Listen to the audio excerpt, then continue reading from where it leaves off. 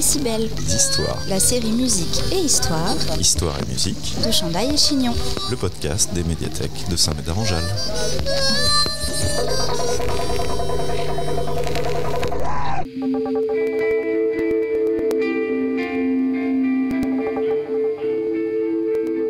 Geronimo, 16 ans et étudiant, parle de sa façon d'écouter la musique.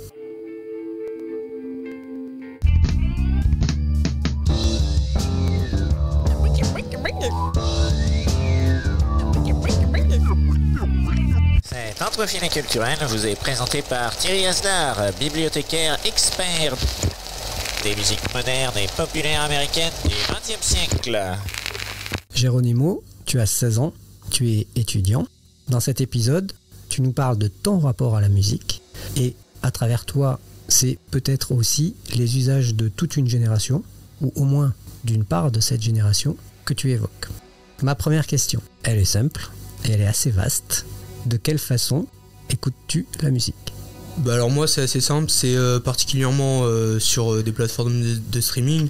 Moi je suis plus sur Spotify, mais après ça peut tout être bien SoundCloud ou Deezer, tu vois, comme YouTube, des plateformes de streaming en gros en ligne en général. Après ça m'arrive aussi des fois d'entendre des CD, mais j'en ai pas énormément chez moi quoi.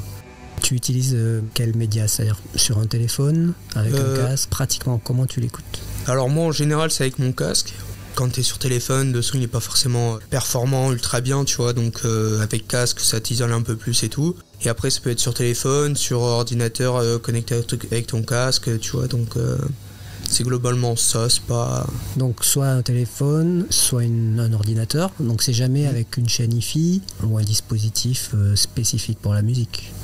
Des fois oui ça m'arrive de mettre quelques CD que j'ai, mais j'en ai pas énormément. Donc c'est pas souvent parce qu'en plus dès que tu les mets ça peut déranger tu sais à la maison et tout. Tout le monde n'a pas forcément envie d'écouter forcément au même moment et tout, tu vois. Et ni la même chose, donc en général c'est plus ordinateur, téléphone sur des plateformes comme Spotify du coup. Alors triple question, où écoutes-tu la musique ? Quand l'écoutes-tu ? Et combien de temps à peu près par jour ? Par jour, faut savoir que je mets un peu de musique dans les transports parce que ça fait passer le temps. J'aime bien aussi, après en général dans le bus quand c'est calme, ça permet de se concentrer un peu. Et après généralement c'est chez moi, dans ma chambre, soit parce que j'ai envie d'écouter donc je me pose, je fais rien forcément de spécial, ou alors peut-être des fois quand j'ai des grosses tâches à faire. Mais généralement c'est dans ma chambre et je peux y passer 5 heures à peu près dans la journée. À écouter de la musique, en tout. Même quand tu es dans ta chambre, tu l'écoutes au casque ? Oui. Comment choisis-tu les artistes que tu écoutes ? C'est assez naturel la façon que je trouve les artistes parce que moi, mon tout premier artiste que j'ai écouté, c'est Népal. Et en fait, c'était des potes à moi qui me l'ont fait découvrir.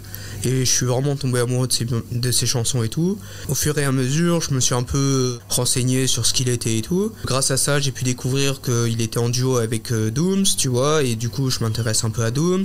Dooms, il faisait partie d'un groupe, un 995, l'entourage et tout. Tu vois, ils avaient un peu leur petit groupe là-bas de Paris et tout. Et du coup, comme ça, t'as plusieurs personnes. Et au fur et à mesure que tu t'intéresses un peu à l'histoire des artistes, bah, tu découvres de nouvelles personnes. Et après en général sur les réseaux et tout t'as des pages rap comme Rap Punchline, Interlude, Rap Plume et tout, tu vois. Tous les ans à peu près il y a des plateformes il y a plutôt des créateurs, ils font des 11 à suivre, des potentiels 11 après c'est plus domaine rap, tu vois, mais des potentiels 11 rappeurs à suivre qui peuvent donner un bon truc sur l'année. Et du coup c'est globalement grâce à ça, ou alors sinon en t'intéressant à l'artiste, en faisant t'écoutes dans l'album, ils ont fait un feat, bah du coup tu t'intéresses à la personne qui a fait un feat parce que tu l'as trouvé pas mal, et voilà. Avec cette manière de découvrir des artistes, ils sont tous liés les uns aux autres, ce qui veut dire que globalement tu vas toujours rester dans la même atmosphère musicale. Oui et non. Tu sais, le rap, c'est pas mal. Il y a beaucoup de branches dans le rap, c'est vraiment vaste. Et du coup, t'as beaucoup de gens qui vont par exemple faire de la mélo, qui vont être en feat avec des drillers, comme des kickers, ou tu vois. Et du coup, c'est surtout comme j'ai découvert avec un peu un groupe surtout de Paname et tout, un double 95, l'entourage et tout ça. Bah, du coup, eux, c'était vraiment leur début. Et à la fin, ils se sont tous lancés en carrière, une bonne carrière et assez diversifiée. Du coup, en vrai, c'est plus rap, mais le rap est quand même assez diversifié. Et pourquoi le rap ? Parce que je sais pas, je pourrais pas te dire. Je suis tombé dessus et je pourrais dire que je suis tombé amoureux un peu limite. C'est ce que j'ai kiffé, donc... Est-ce que tu es allé voir un petit peu dans l'histoire du rap ce qui se passait les générations précédentes, ou est-ce que tu restes limité aux artistes qui sont en vogue actuellement ? Mais c'est quand même difficile de rattraper ce qui est passé et de suivre ce qu'il y a maintenant, parce que du coup il y a beaucoup de contenu quand même, il y a beaucoup d'albums, de projets qui sortent et tout. Donc c'est assez difficile. Et après aussi, je suis quand même essayé de partir dans du rap assez ancien, tu vois. Et j'ai pu en découvrir quelques-uns, oui. Et après, c'est assez difficile parce que du coup, s'il n'y a plus autant d'actualité, du coup, tu sais pas avec qui parler et tout. Du coup, tu te retrouves vraiment plus renfermé. Par exemple, tu vas entendre parler de moi, Danny Dan, tu vois, j'ai entendu parler de Danny Dan, je suis allé écouter.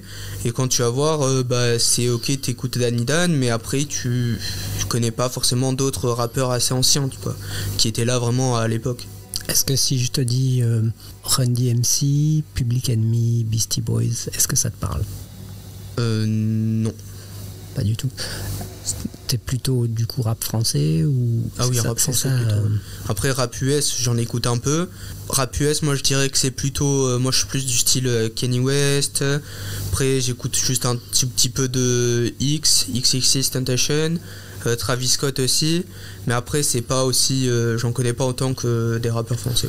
Est-ce que les autres genres musicaux ne t'intéressent pas ? Pourquoi tu n'écoutes pas autre chose ? Bah parce que je pense que en soi ils m'intéressent, mais quand j'écoute différents projets, par exemple là il y a pas longtemps j'ai essayé j'ai déjà essayé du rock et tout, et je vois qu'il n'y a pas autant de morceaux qui vont me plaire, donc je pense que c'est plus une question d'accroche qui va pas être pareil. Décibels Histoire. La série Musique et Histoire Histoire et musique. de Chandail et Chignon. Un podcast des médiathèques de Saint-Médard-en-Jalles. Alors je reviens à la manière dont tu découvres les musiques, les artistes. Est-ce que tu utilises aussi par exemple des livres, des revues et des bibliothèques ? Alors non, pas du tout. Rien de tout ça. Ça m'est jamais venu à l'idée de prendre un livre et chercher un artiste ou truc. Et les bibliothèques ? Jamais, non. Parce que les bibliothèques, j'y vais quasiment jamais. Donc, mis à part si c'est un CD, à la limite, que tu peux emprunter, oui, tu peux découvrir, mais j'y vais pas souvent. En général, j'y vais pas, donc non, jamais. Tes amis, est-ce qu'ils ont les mêmes pratiques que toi ? Je pense qu'on a à peu près la même pratique, oui. Donc je vais résumer ce début d'interview. Tu écoutes la musique sur les plateformes via un ordinateur ou un téléphone, exclusivement, au casque, et tu les découvres soit via des amis, soit via quelques sites internet que tu as cités et les liens qu'il y a entre chaque artiste. C'est ça. C'est ça. Pour toi, que représente le support CD ? Et ensuite, même question au niveau du support vinyle. Alors le support CD, je pense que pour moi actuellement, c'est aussi une forme de soutien à l'artiste, parce que du coup tu achètes son produit, ça vient un peu l'aider financièrement et tout, surtout quand c'est des petits artistes. Je sais pas, après c'est pas particulièrement très différent. J'aime bien, mais c'est pas tout le temps non plus, donc je sais pas si j'ai forcément une préférence pour lui. Quoi qu'il en soit, ça n'est pas ce vers quoi tu te tournes d'habitude.